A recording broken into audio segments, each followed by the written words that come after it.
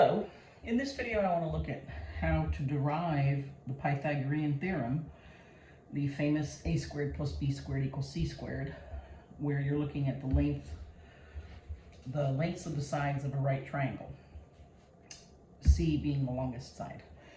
Now we're not looking at how to use it, but just how did it come about? How do you prove that it's true? So how we're going to do that, we're going to look at the area of two different squares, a larger square and a smaller square, and I have the larger square being yellow and the smaller square being blue. And what I'm going to do is I'm going to put the smaller square inside the larger square and rotate it like this. And then label the sides. So the length of the smaller square is C. Of course, since it's a square, they're both the same size, same length.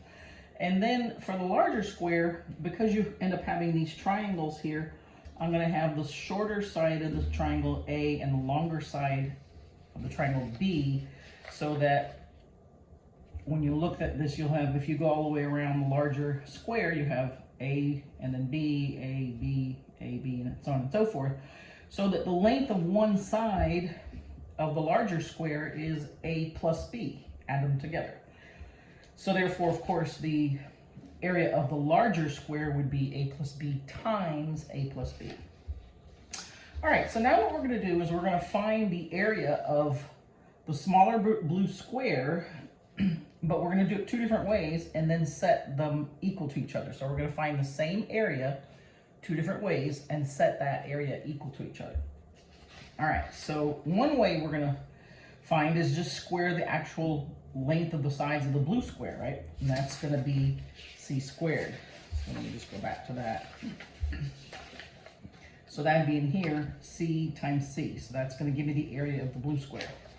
The other way to do that is to find the area of the larger square and then subtract out the area of the four right triangles, right? So if I take this big area and subtract out these four triangles, I'm going to be left with the inside area, which is this blue square.